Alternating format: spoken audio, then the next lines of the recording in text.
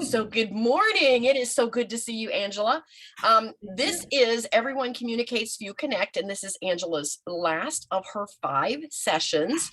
And then when we come back next month, we are going to be coming back with Linda Thomas, and she's going to be facilitating us for 5 sessions starting next month. So today we are talking to Angela. So Angela, I'm going to go ahead and let you set it up and go from there. Okay. Good morning, Kathy. First, I want to say that these 5 sessions, this is my 5th one, like you said, have been a surreal experience for me. And I will be staying in contact with you. I'll be staying on this meetup because my goal is to facilitate my own group with mentoring young women and their daughters. But and also I and then just to say that the book that we're been reading from, that I've been using, has been a wealth of information as well. So with that being said, this chapter 9 was about connectors. And it's funny because I used to consider myself to be a bridge. Okay. And so it was very interesting because the word that I used was synonymous with connectors. But in reading this chapter, the first thing that came to my mind was to be a connector, you don't really have to talk. Yes. You need to listen. And listening is a challenging skill for a lot of people. Do you have issues listening sometime, Kathy? I do. My background is that I was in the salon industry for 25 years. Mm-hmm. And I owned my own salon, and I worked in the office as it's in the salon itself. I had clients, every hour. But because I was the owner, I felt such an overwhelming sense of responsibility that I had to make sure that everything was going well. So while I was talking with my client across, because I did nails, and as I was talking to my client across the nail table, I also was listening to see who was getting in and out of the tanning beds, and whether the washing machine was working okay, and whether the back door was latching okay, and all of those things. And so through all of that, I realized that I was multitasking and that I could do about 6 things that I was listening to in the salon. Mm-hmm. But sometimes I would forget where the conversation was with my client because something else would pull my attention that needed my attention. And I was still trying to continue with my service like I was giving her my undivided attention. And so that was really difficult for me. And I did that for 25 years. Wow. So when I finally came out from behind the nail table and I actually retired, it was just like this weight was lifted because I no longer had to listen to 6 or 10 things at one time. All of a sudden I could just, pay attention to what was going on. Now, the irony in that is now that I'm doing a lot of these Zoom calls and I'm interviewing folks, and I also facilitate and moderate not only the conversation, but also the behind the scenes in a lot of these calls. Mm-hmm. My experience in the salon is actually a great prerequisite for me because now I can kind of see who's coming in the room. I can still keep the conversation going. Right, exactly. All those things. So it was probably a good segue for me. So now for me, I'm gonna go to this thing right now because I used to I was listening to people, but there's difference between listening, as he was saying, and then really comprehending what the person is saying and focusing on not only their vocals but also their non-verbal too. And so and even when I was reading, something came to me also. This is such a good ending for me because a pause. A pause is actually, a pause can communicate to the facilitator, the moderator, or the speaker what your audience is communicating as well. And that hit me really hard because when we think, well, when you see a pause, I used to think that that was the end of the conversation, but it's not. It's just a pause, and they might be looking for more feedback from me, or it's as a speaker, it's my turn to ask the question. And now I'm going to move, and that is one of the segue here was the important thing is asking questions. Mm-hmm. And I find that okay, so I was in the military, and asking questions could be considered being nosy. Uh-huh. Okay. So, Okay. so when I was reading this chapter, that's what it was. I said, "Oh, this is a great chapter. I wish I had it read it, like earlier." Oh, my camera's going out for some reason. So, because asking questions can really sometimes depends on where you are in your generation and your walks of life and how you're raised and things of that nature and your profession. You might asking questions can be a difficult task, but in order to capture your audience and to let them know that you really, really do care about them, you want to know more about them, you really do need to ask questions. You really do. And so I just thought it was, I'm just so fascinated. I get to be nosy. I get to ask questions. And so, No, I get it. I get it. And behind the nail table, I could ask questions all the time, and that wasn't an issue. But now that I'm doing the bed and breakfast, sometimes, I'm in several of bed and breakfast groups online, on social media in my Facebook groups. And there was a big conversation about that. And they said, do you ask your guests, what brings them, into the to the hotel or into the guest house? And somebody goes, well, I think that's being a little nosy that you're asking them why they're there. And so I really debated that for a while, and I thought, should I ask them, what brings you to Canal Winchester? Should I ask them that, or is that being nosy? So I really debated that for a while. hi, Debbie. Yes, hi Debbie. Carmela said she's not in yet either, so I don't know. Carmela said she's trying to tap in. Here's Mason. He's finally coming in. Yeah, I don't see Carmela.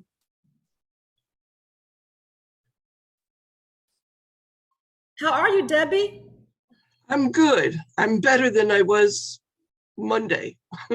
Oh, Ooh, are you well, okay? welcome Debbie and welcome Mason. And we already are recording and we've already gotten started. And Carmela is trying to tap in. I told her to try it again. She wanted to know if I could see her yet, and I said not yet. That's So what I did. I tried again. so I told her to try to check in again. So Were you feeling ill, a little under the weather, Debbie? Oh, bless you. bless you. Yeah, it turned out I had a sinus infection and I did have bronchitis Oh, too. So Oh, yeah, well, I went to the doctor's on Tuesday. He gave me a Z-Pack and I'm on the road. very good, good. good, good, good. Very good. Thank you for asking.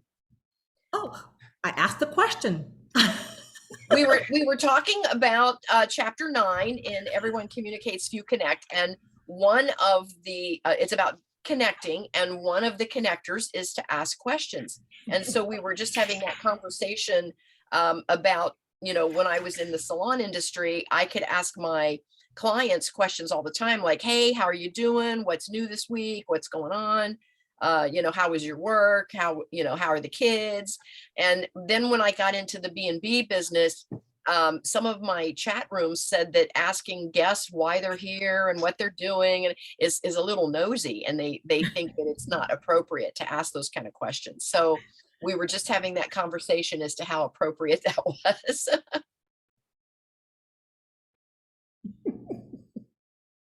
Mason, how are you? So what about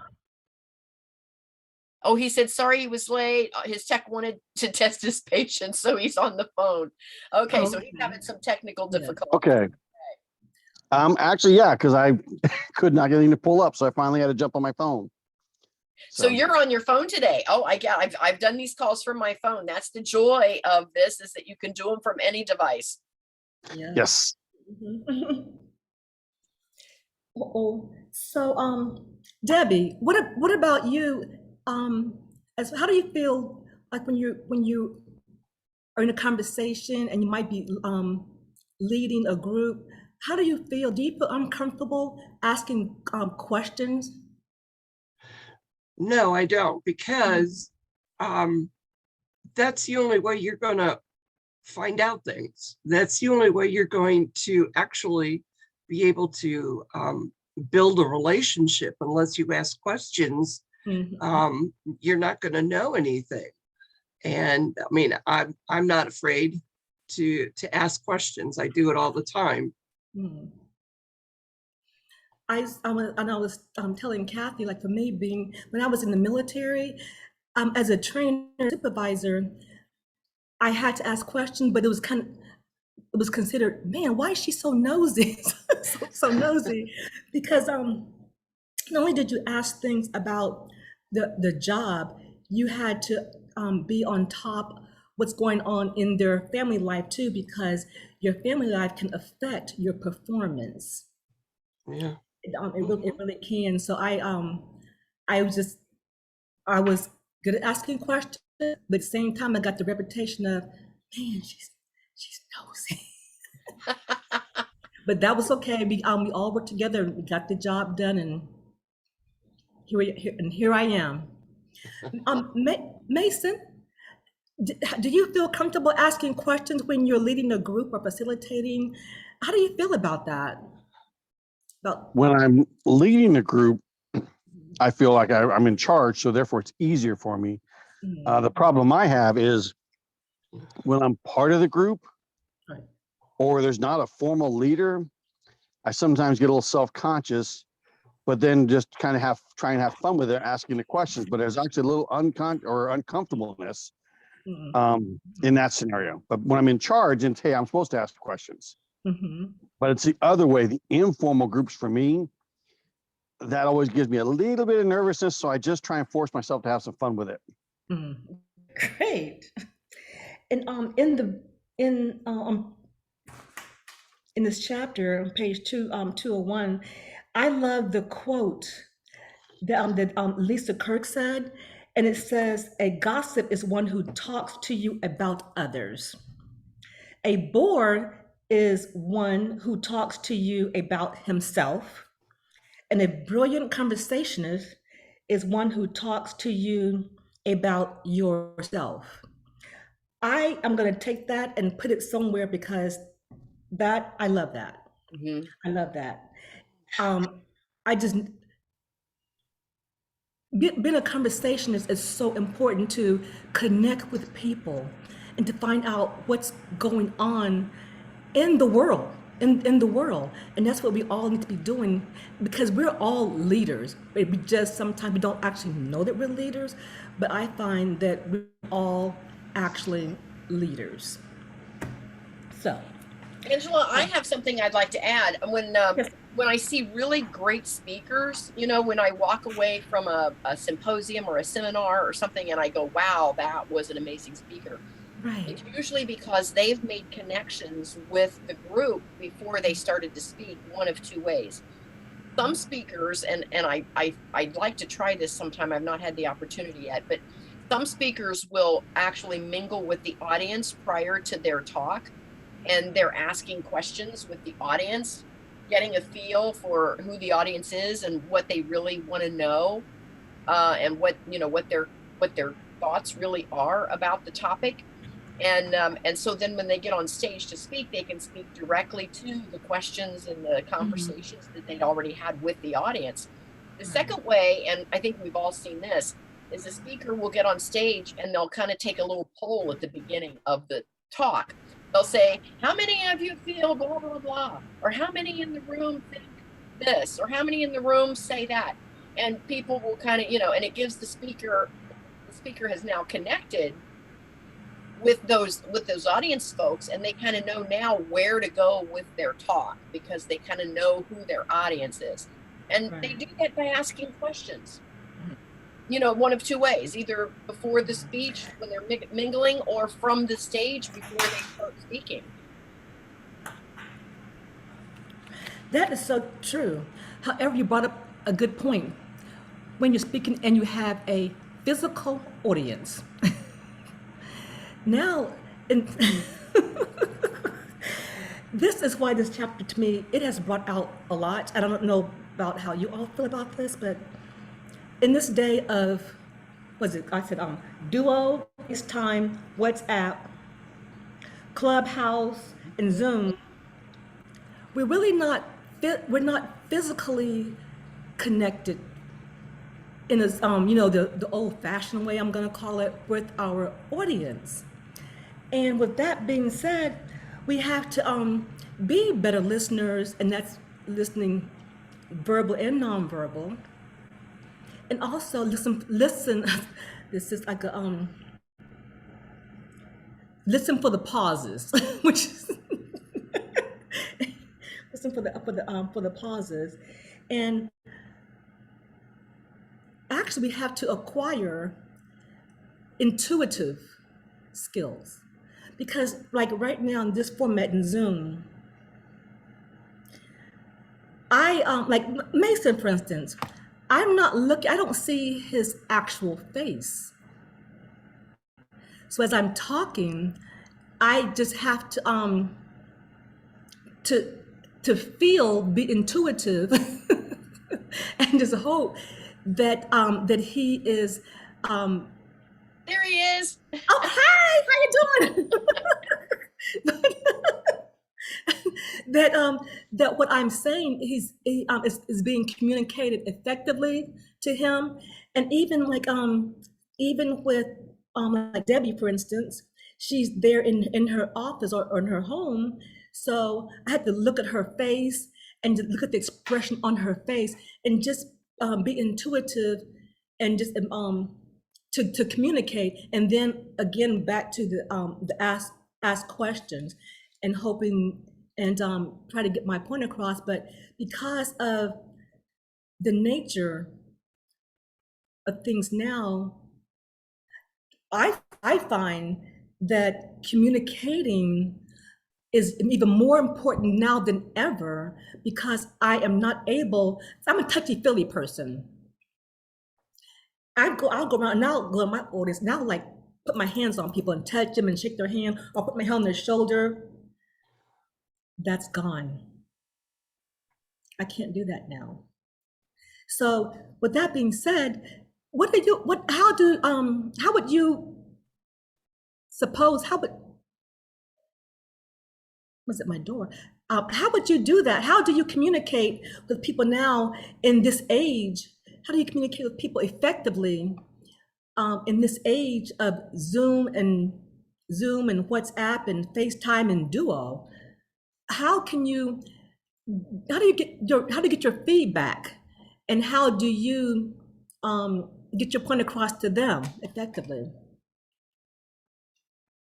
Well, I know for me, and that is a challenge. If it's a new group, I have no answer for that. I've not had to go through that.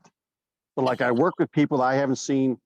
Like my group went in to the office last weekend, but I need to go in tonight, just for tonight also. So I'm going to go in tonight and see people I have not physically seen in over 2 years, but we see each other on Zoom every weekend. So what I do when it's a group you see, but it's on Zoom distance, is you have to try and remember or make notes about something about each person, who likes what. And it's little stuff, Sheena's into Care Bears, Jameen's from Florida, just I have to remember these things, because that's how you make that connection. And we get new people in the group, it's harder. I actually try and reach out and we'll call them and say, hey, how you doing? Is there anything I can do? Because I'm trying to show them I'm there, but I'm trying to learn about them, because like I said, I don't see these people in person. And going back to the beginning, the book talks about communication, 7% words, 93% body language. So yeah, it is tougher, and I don't have a good answer if it's a new group, someone I've never met before. I just have to hope their videos are on and just try and watch the eyes, watch what's going on. I know that we're real clear for our meetings. It's funny, for our shift, you have to have your cameras on. Other shifts won't do that. And you could tell they're doing other stuff in the background. They're not focused.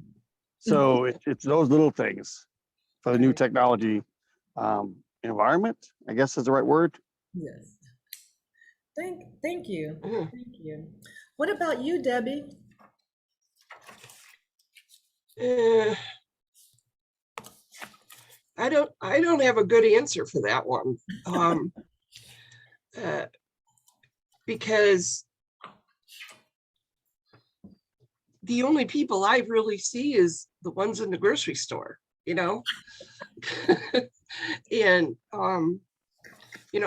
I'm starting to want to get out and I guess, boy,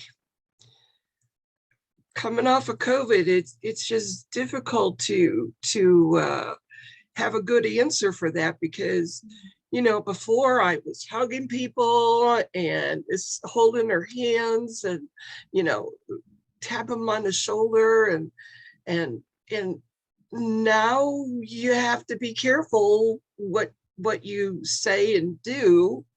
And the worst thing I hate is to say, "Can I give you a hug?"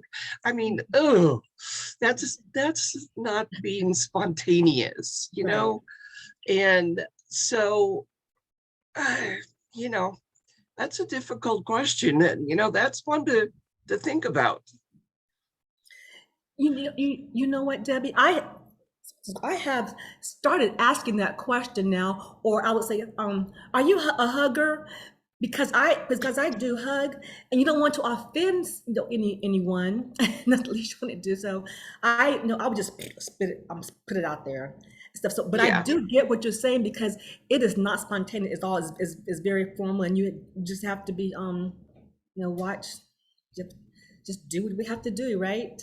Right. To keep Exactly. communicating, to keep connecting, to keep connecting. And like you said, you have to ask questions. Yes, exactly. I think that does help you connect though, with folks even through COVID, because what it does is you're bringing the conversation back around, finding out what they're comfortable with when you say, can I give you a Right. hug? And if they go, oh, I'd really rather not, it's because it's not about you, it's about them. It's about them not feeling comfortable, or maybe they've lost someone to COVID, or maybe they're just now coming off of COVID.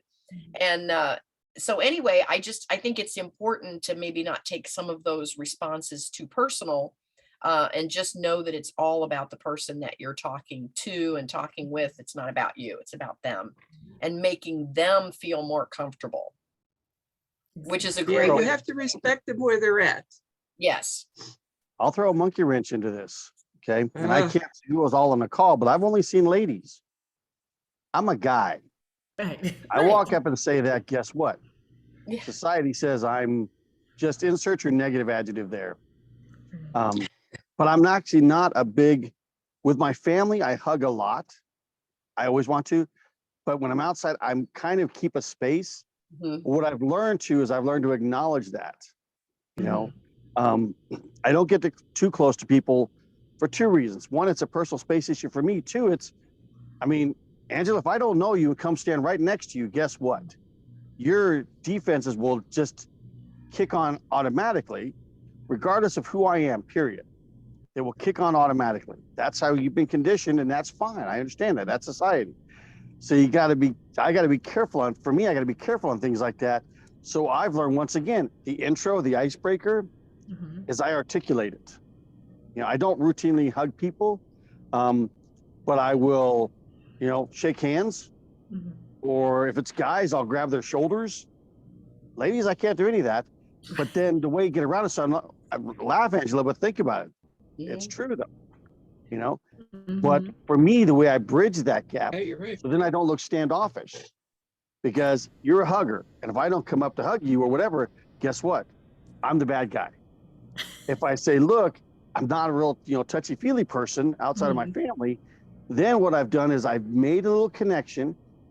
I've made a talking point. I've explained where I'm coming from so that you know that I'm not blowing you off. Right. So you got to look at that. And I say that, so if you're in a group of people, ladies, my wife, not big into physical contact unless she really knows you. So if you, well, I don't know, it depends on her, but some days you may she may not want to be, near people. So she may stand off, not because of you, but because of, I'm not really touchy if I don't know you. So that's an issue also we have to think about. I'm picking on myself as a guy because that's the red flag in the room. But if you're in a group of guys, same thing. If you're trying to meet a guy who's just, you think has interest as well, you want to say, and this is great, and you give a big hug. Yeah, so it's, I'll use the word politics in a situation, but it's definitely a small P for politics. Okay. Okay. I like that. I like that. It does, the gender does matter, especially I think in this day and age and stuff, where we are right now and stuff. So thank you. So I gotta throw also, the male perspective in here sometimes. yeah, you know what? We need that. Thank you very much, Mason. we really do. So also, what I found interesting in this chapter, which I never really thought of, just as a speaker, in an informal environment, as like when I was working, of course, I wanted my coworkers and everything to feel necessary and to feel valued, stuff like that, because that way they would be productive. They would want to participate, and we would I always just say we're all in this together, and we have to own what we're doing. But when I was reading this, I never really thought of it as a speaker/audience thing. And so that also was a light bulb too, because when you're talking to an audience, I started thinking, I really do want my audience, like you guys, Kathy and Mason and Debbie, to own what I'm saying and then give me some feedback so that you want to participate and that you know what I'm saying. So that is kind of like, I'm like, oh, it's the same thing, but on a different spectrum. And again, with this situation here, with Zoom, I just been, okay, so how do I know that I am giving my audience? How do I know that you guys that I'm giving you all, and that that you feel valued? How do I know that you believe? How do I know that you believe in what I'm saying, and that you believe that I care about you and your point of view? This to me is, I don't know, it's I find it kind of difficult because I'm not feeling the vibes, but I find that but I'm learning. And I would like to know, can you guys give me some suggestions? What do you do to what do you do to convince your audience that you believe in them, that you care about them? Well, I have some thoughts on that, Angela. First of all, whenever I do a Zoom meeting, and like you said, there's just a lot of disconnect because we're doing it on a computer instead of in person. And so you're going to have a certain degree of disconnect. So the first thing that I like to do, and I'm going to circle it back around to actually running a mastermind and doing a 5-session mastermind, whether you're doing it every day for 5 days or you're doing it once a week for 5 weeks, or whether you're doing it once a month for 5 months, but it's that 5 session is the magic number. And so when you put together your topics, I think the number one thing that you have to do, whatever your mastermind topic is that you have to really know your avatar. And what that means is know who your audience is. And so, for example, when I talk about passive income and I put together a mastermind for passive income, I am usually talking to an earlier version of me. And what I did, and Debbie will attest to this, what I did is Debbie and I went through 3 courses. Well, and Mason knows Carrie as well, Carrie Oberbrunner. We went through Your Secret Name, Your Deeper Path, and then Day Job to Dream Job. Now, Your Secret Name, kind of, by the time you finish that book and that course, you kind of know who you are. And then when you go through the deeper path, you kind of know what your mission in life is, what your purpose is, what your opus is. And then once you know who you are and what your purpose is, then you can turn that into creating income by doing who you are and what your purpose is. So it's kind of like working into your true self. Well, for me, when I finished Secret Name, it came out teacher. And then when I finished Deeper Path, it came out that my mission, my purpose in life was to try to help an earlier version of me. It was me when I was financially stuck and working 2 jobs and at the mercy of corporate America and all the requirements they put out there that didn't have anything to do with me specifically, but affected me tremendously. Like when my corporate job said, we love that you're in this middle management position. You know the job really well. You're even training other people that we're bringing on board. But our company made the decision that everyone that holds your position has to have a degree in this position. And since you don't have that degree, you either have to get that degree ASAP, or you could take the chance of losing your job. So see, again, they didn't target me personally. They just wanted everyone in that middle management to have, a degree program under their belt. So they weren't targeting me personally, but affected me personally. Right.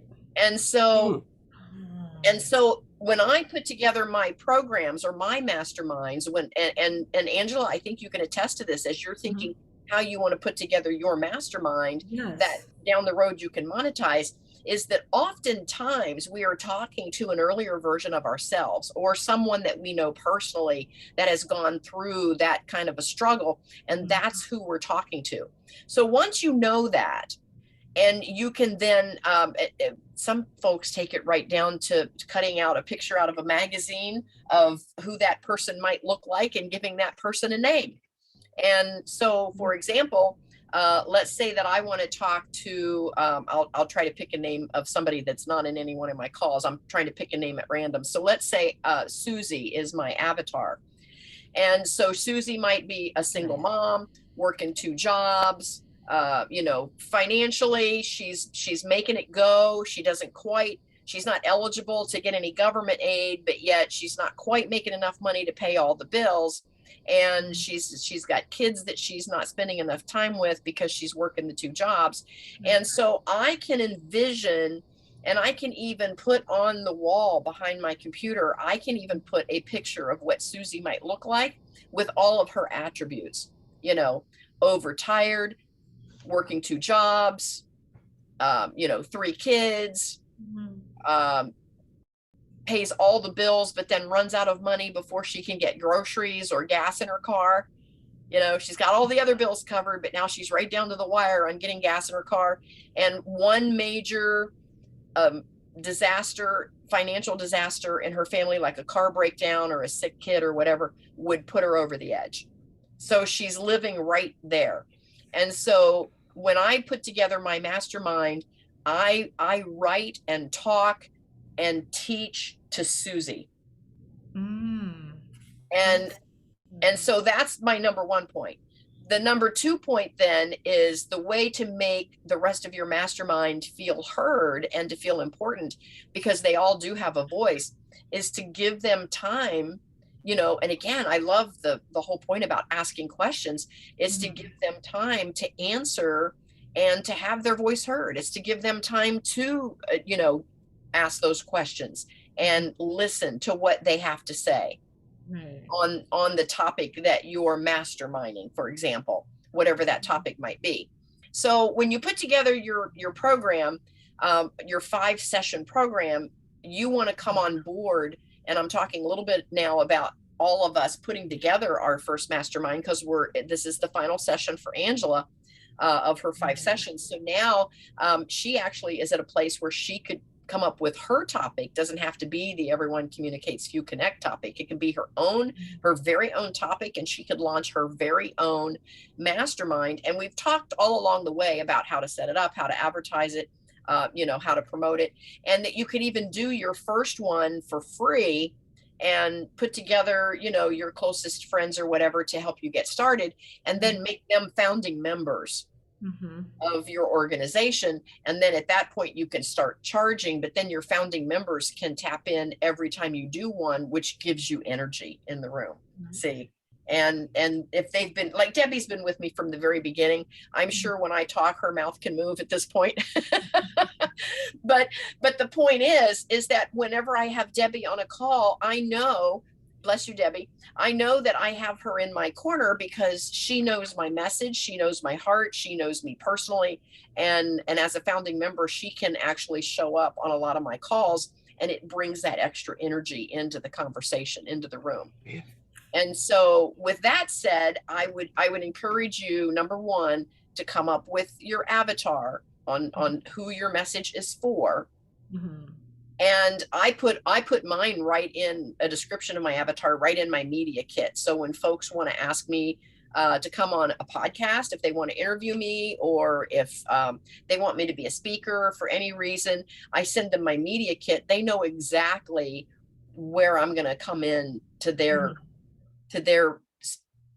organization, whatever it is they're doing. They know exactly what my message is. I like that. I like that a lot, and it's very helpful for me.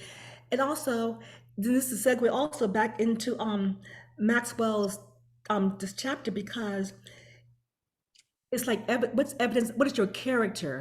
And even though we're in this format right now on Zoom, you just showed me your character. Also, you demonstrated your passion, and so thank you for helping me go get to this point, because that is so important in order to keep and maintain your audience. They need to know your conviction. They want to know what your character is, what you stand for, what is your passion. And what you just did just now, you just gave me all that. And so that is very, very, very helpful for me. And I think that was helpful for all of us too, because I don't have a question now to say what your passion. Well, look at it says Kathy Benner, passive income coach, but that's also your passion, not only your title, what you represent. And even like Debbie, she talks about travel all the time. Right, Debbie? Sally. Mhm. Sally's our No, travel. that's Sally. Debbie, I apologize. What, Debbie? What do you do? I am. All right, pull the VPS out. We've done this a million times in Build a Better Business course. No, because I remember you talking about one day, but I have a brain fog here. No, that's fine. Nope, that's okay. We all have this morning. Yeah. Actually, my VPS is not coming through to my brain, the forefront, but I mean, I'm a farmer. I'm an author. I'm a coach, and the basis of everything is I want to teach and I want to lead. So that's not exactly what I have written down, but that should cover everything. So I'd like to, can I jump in here real quick? Yes, sir. I'm going to use a different word that I'm really surprised Kathy didn't say. Clarity.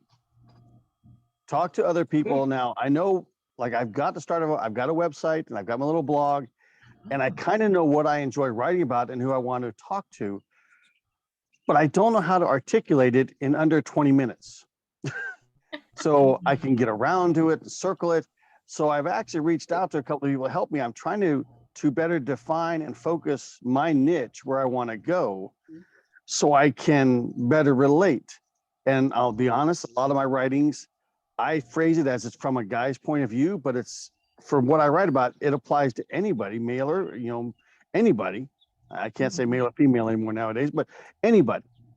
And whereas Debbie says she's a farmer, she's an author, coach, Kathy is passive income, and me, I'm lost. And I want to know I'm not alone. No, I don't say that as a joke, Angela. I don't. No, but you would, Okay, I'm I the will same be way. 55 in June, Mhm. and I am internally feel like I'm lost and have been for years. And why the heck am I lost? And I shouldn't be, but I am. And I am at least smart enough to know that if I feel this way, other people do also. Other people, period. Other guys do. But you know what? We're not supposed to say that. We're not supposed to say that. That's wrong. Who the heck am I to say that? Kathy, I chose my adjectives carefully. I didn't say any bad words. But I shouldn't say that. I shouldn't say that. I'm not allowed to say that. But it's the truth. So I'm Well, trying to figure out how to focus this is describing my niche to show that. Like I have the word storyteller written down right. mainly because I was actually playing with that feature. I'll be honest. I was But playing you with know that what? feature. Let me jump in here and say this. I think this is a perfect topic right now, because as we're coming to the end of this 5 sessions, we're all thinking about how can we create a mastermind, and what would I create a mastermind about, and what would I talk about for 5 sessions, and what would be the point. And so that's what I want you to think about. I want you to think about the transformation that you would take your listener through from session 1 to session 5. The transformation that I'm trying to take all of our facilitators on this call through is to how to put together a mastermind and to be able to launch their own mastermind. So I want you to think about, what transformation do you want to put your audience through from point 1 to point 5 to get through those 5 sessions. And once you know the transformation and you know who that avatar is, so I'll use myself as an example. Let's say that I have a single mom and she doesn't have a car that runs very well. She really doesn't have the time to go to college or get any certifications under her belt. She really doesn't have the money, to have even childcare so she can go take a class somewhere. So I want to create a program that she can learn how to do something from home as a side gig, that if all she does is add $200 to her budget, that might make the difference in what car she drives. If she can add $500 into her budget a month, it might make a difference in her lifestyle. And at the end of the day, if she could add $1,000 a month, it might make a difference on what zip code she lives in. And so my idea, by having my mastermind and talking to Susie, who I've created as my avatar, and I see what her problems are, what her struggles are. Now I can create my mastermind in 5 sessions to try to make a transformation in Susie. Even if it's small. Does that make sense? Yeah. And so yeah. for all of you listening on the call, and welcome Carmela, by the way, for all of you that are listening on the call, think about who your avatar is, who your message is for, and then what transformation you want to take them through in 5 sessions. And Mason, yours might very well, you might tag yourself as you have right there on your screen as Mason Van Dyke Storyteller, is that through storytelling, you want to transform your mastermind group, if you will, to have more purpose at the end. Maybe that's the whole transformation that you want to take them through, is for them to realize what their purpose is. Yeah. But go ahead, Debbie. No, go ahead. I was I going to was say agreeing. to Mason is that you are not alone, because that's where I am. I just turned 65 years old, and I Thank you, Kathy. I am transforming, and but I don't have like a I know it's about single moms, or about relationships between girls and their mothers, because I found that that is relationships are broken. I don't have a daughter, but I through my own relationship and everything like that. So I just know that. That's what I'm passionate about. But but how to do that, and where to go from there, I find it very challenging, and stuff. So and this is like my, because I'm retired, but I'm going into another phase of my, I'm transforming another phase of my life, and I'm so excited about this. But and I don't want to use the word stuck. I'm use the word I'm just a little bit confused about what, how do I put, instead of going, how do I go consecutively to step by step instead of going from 1 to 3 or 4, because I need to have completion at each step. Well, I think the first thing is for you to start making your outline on what you want to cover in a 5-session mastermind, is to put down your outline, but start with the end in mind. Start with how you want your group, your mastermind group, how you want them to feel at the end of that 5 sessions. How do you want that? And then work backwards and say, if I want them to feel in control and vulnerable, but in control at the same time with these relationships, what topics do we need to talk about so that they can bring that to the surface? And then I would probably give them like have like a certain amount. I give myself a deadline, basically, right? Right, where you're going to put your 5 sessions together. You're going to decide, like we've decided we're going to meet once a month on a certain Friday. You're going to decide how you want to meet.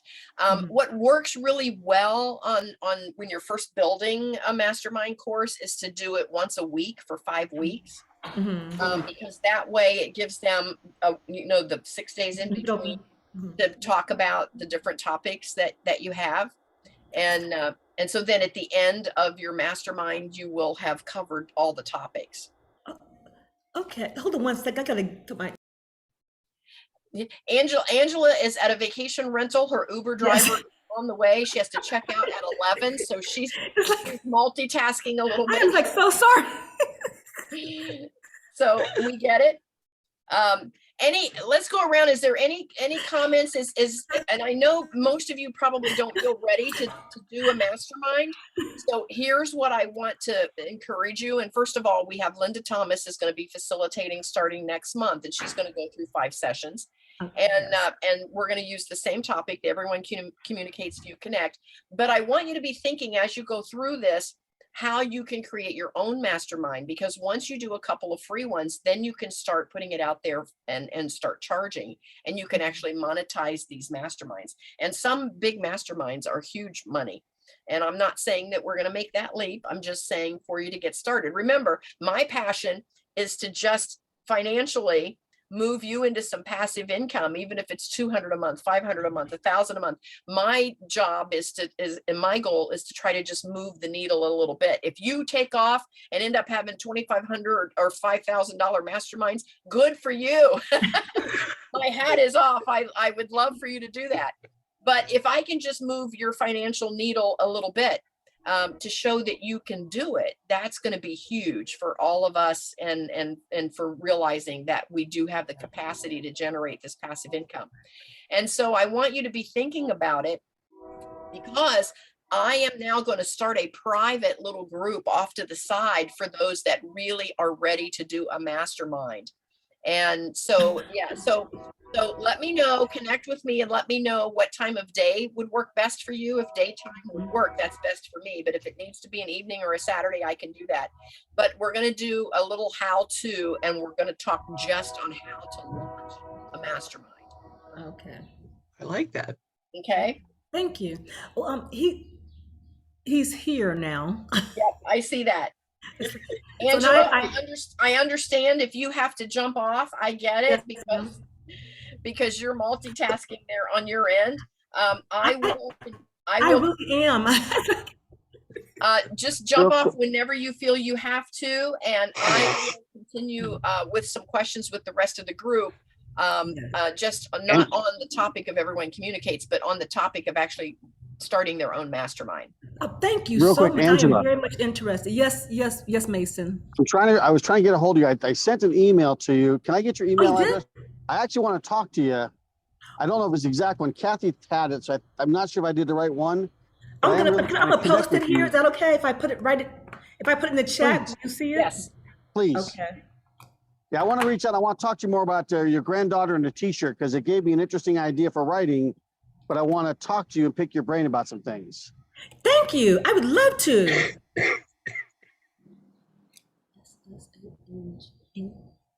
I love it. And Angela, safe travels on your end. I realize that you're traveling today, so safe travels on your end. Thank you. And thank you for moderating and facilitating for us for the last 5 sessions. It has And been an awesome experience. and I am going to reach out to you, Angela. I know you're ready to put something together. Who else wants to get in on a little private group, a smaller group? Debbie, are you ready to put something together? And Mason, okay. Just not Monday mornings. Do what now? All your courses that I'm interested in, you do Monday mornings when I'm trying to sleep. Oh no. Yeah, we do a couple of masterminds on Monday, and then I do a couple on Fridays. I try to keep it on just a couple of days a week because I do a lot of real estate in between there, and I have to have some free days to meet contractors in the mornings. So Carmela, welcome. So we actually went through 5 sessions. This was our 5th session of all 5. And we used the book of John Maxwell, Everyone Communicates, Few Connect. And we did a couple of chapters. We did like chapter 1 and 2, and then we jumped over and did chapter 6 and 7. And then today was chapter 9, which tied it all together. And the whole goal is to not only do a mastermind, but to learn how to do our own masterminds with our own topics down the road. And then ultimately do masterminds for a fee where we can actually charge folks to join the mastermind. So that's where we're headed. And I have several I've got several paid masterminds. But then this one is the free one, getting folks started. So anyway, that's what we're all about. And I think we've had several people go through. Mason has facilitated for 5 sessions. Angela's facilitated for 5 sessions. Linda Thomas is going to start facilitating next month for 5 sessions. I started it off by facilitating for 5 sessions. So anyhow, we're ready now to do a smaller private group on actually helping folks physically launch their first 5-session mastermind. Thank you. I'm sorry I'm late.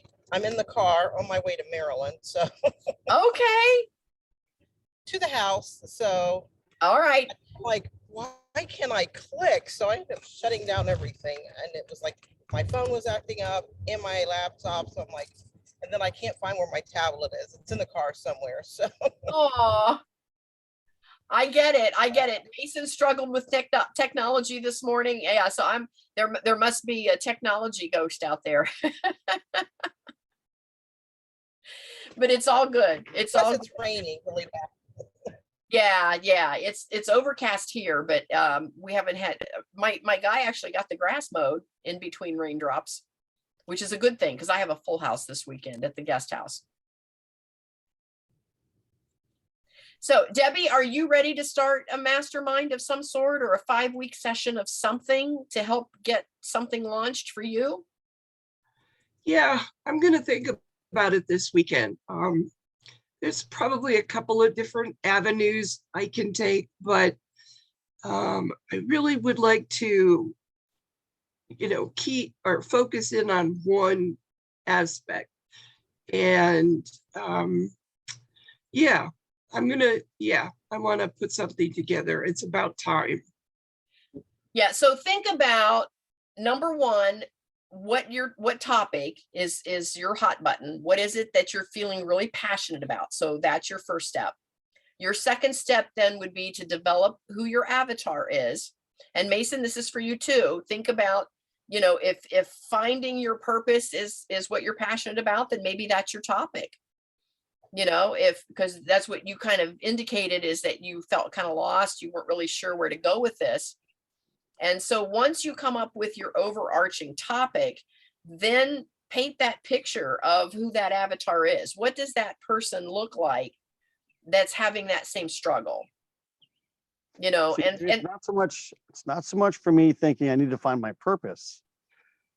It's deriving a comfort knowing I'm not alone in feeling lost or questions or things like that.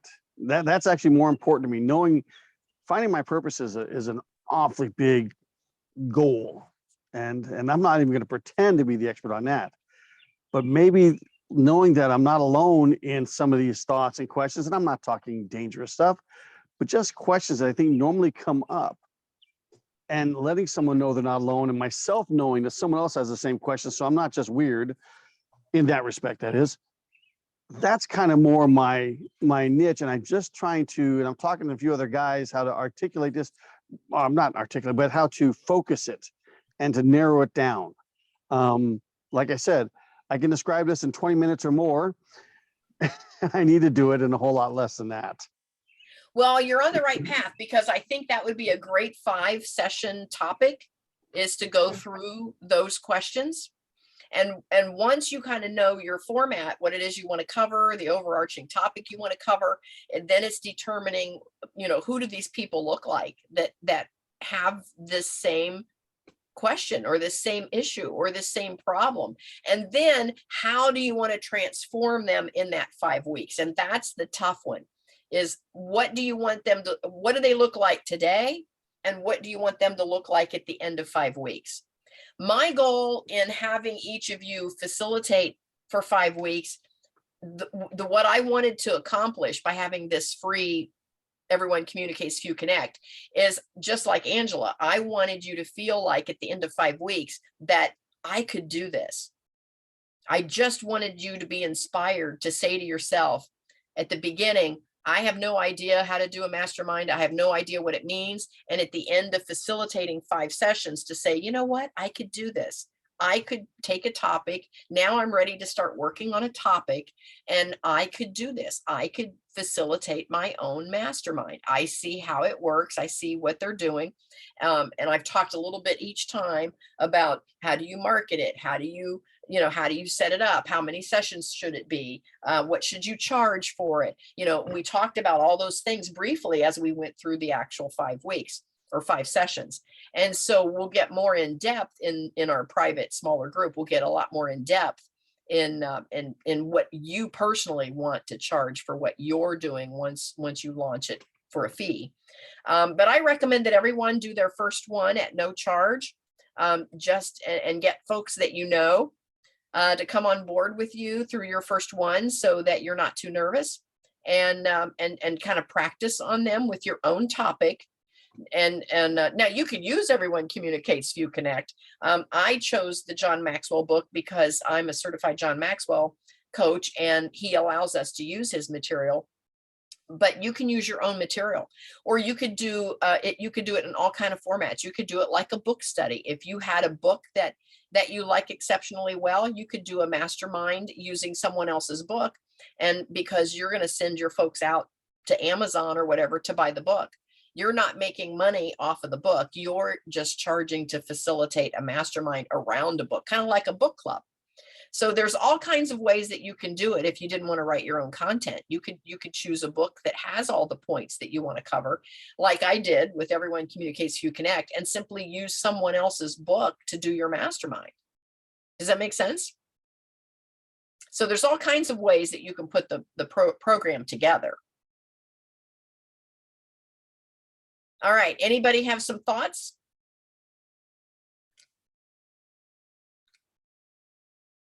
We're at the top of the hour, and so I don't want to tie everybody up today. I know Angela had to go. She was telling me that she had to be out of the hotel. She was in a VRBO and she had to be out by 11. She was all packed and ready to go, and the Uber was already on their way, but the Uber showed up early. We use Uber quite a bit. Uber always shows up about 10-15 minutes early. So I knew they were going to show, and she was feeling a little anxious there at the end because she needed to get out of the room. So anyway, Debbie, thoughts or comments? This has been really great. And each 5 weeks that we do this, things become more clearer in respect to the book and the questions that the facilitator throws out, and it makes you think. So I'm looking forward to the next session of the 5 weeks. Because every And facilitator brings a different twist to it, which is what I like. it does, they do. And that helps because, there's never one, there's never one answer, never one solution to a question. And so when you get different perspectives, it kind of puts it together and says, you got to think about it. So Yep. I enjoy that. Perfect. We'll be thinking about what topic, because I think that's the first thing you need to answer for yourself is what is my mastermind going to be around? What kind of topic? Where do I want to go with that? And then once you know the topic, start thinking about who in my world, who in my life would be interested in going through 5 sessions on this topic. And, it could be anything.